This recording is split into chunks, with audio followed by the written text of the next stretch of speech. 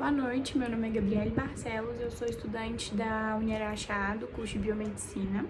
Essa matéria hoje é sobre projeto integrador de uranálise, mas com tema específico entre líquidos cavitários.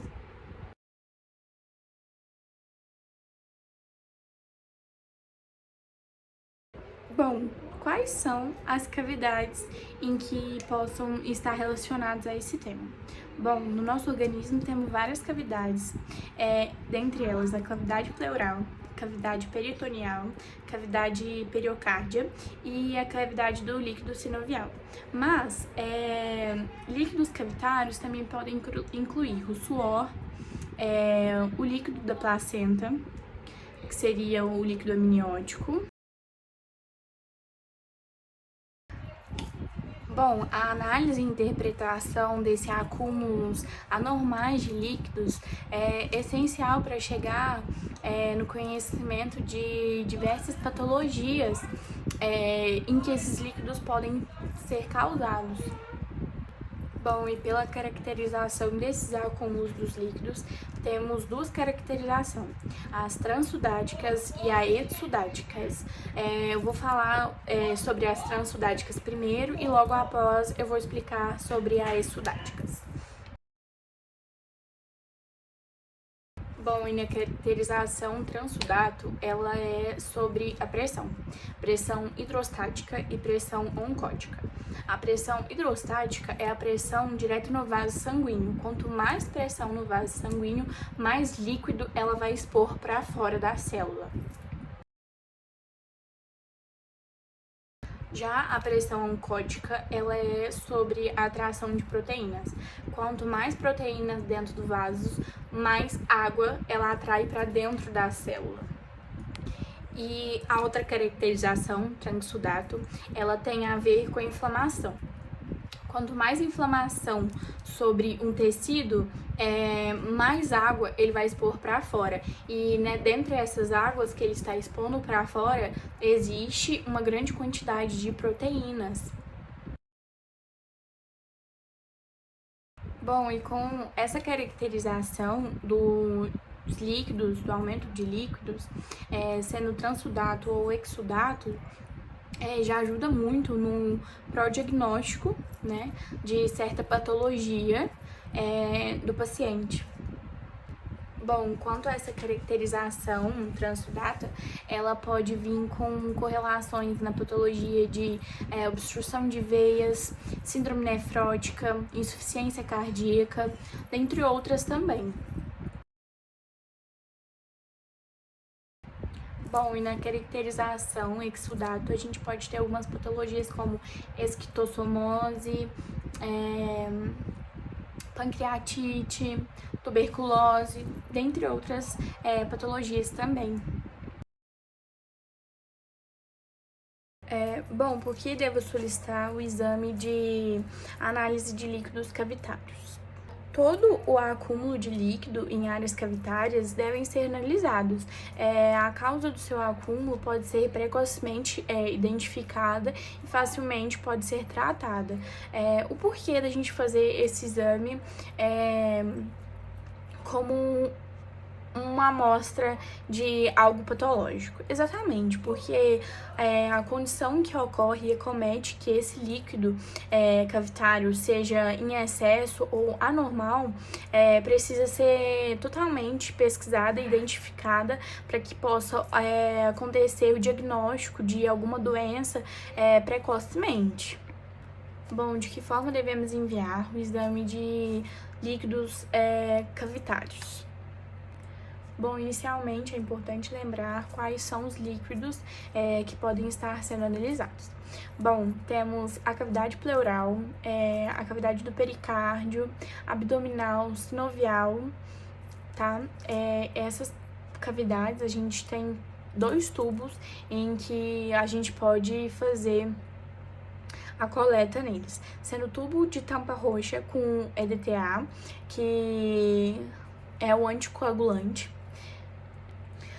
Bom, O importante lembrar sobre os líquidos cavitários é que a gente temos os líquidos pleural, o líquido do pericárdio, sinovial e o líquido abdominal também, dentre outros. Mas esses que a gente está citando agora, a gente pode ser coletado em 2 tubos. O tubo de tampa roxa, que ele contém um anticoagulante, que é o EDTA, e o tubo de tampa vermelha, que é o tubo seco. Bom, primeiro a gente tem que entender que após já a coleta desse material, os tubos têm que ser refrigerados e já enviados para o laboratório. Mas para uma possível análise mais rápida e para possíveis margens de erro, a gente também pode enviar lâminas com esses líquidos que seriam mais de fácil acesso e de fácil diagnóstico pela amostra que já pode ser enviada ao laboratório, mas dentre todas elas, sendo pelos tubos ou pelas lâminas, todas têm que ser refrigeradas e assim que for feito o exame, já tirado o líquido, tem que ser refrigeradas e levadas direto ao laboratório.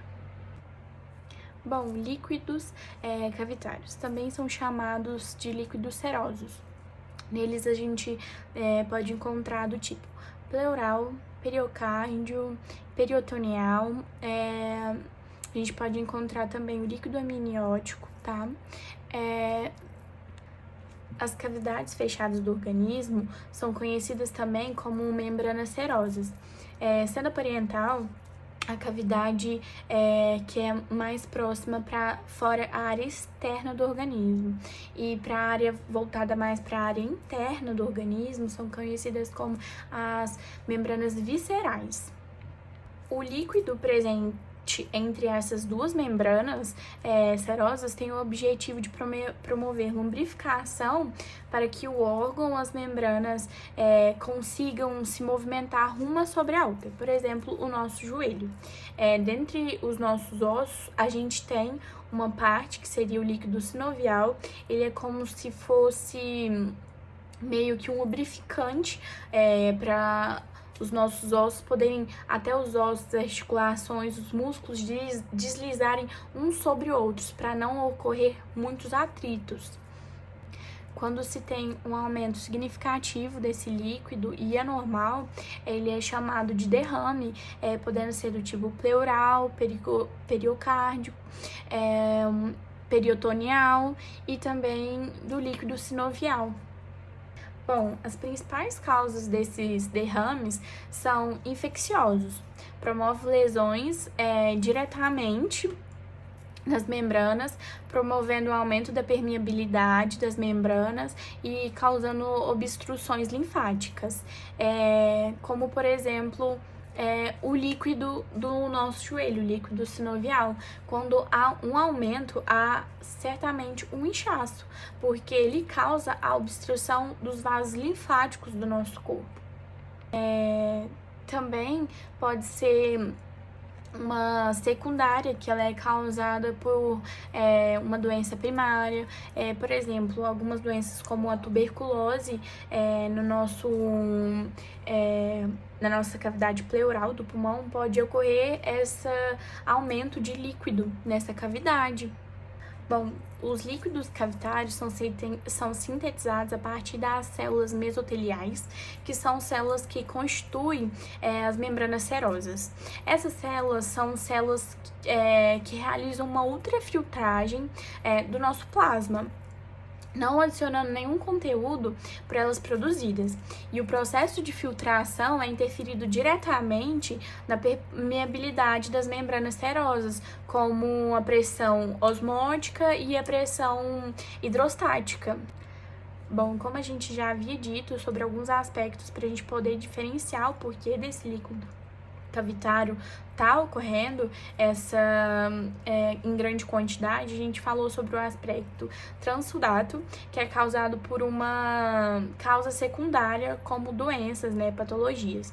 Já o aspecto exudato, ele também pode ser causado por um processo que compromete a membrana serosa, como um processo infeccioso ou inflamatório. Bom, e é necessário realizar essa diferenciação entre transsudato e exudato, na citologia dos líquidos cavitários, pois os testes realizados se diferem justamente desses aspectos entre o transudato e o exudato. Bom, e como todo outro exame, a gente consegue fazer esses exames em laboratórios. Neles a gente pode fazer por contagem das células.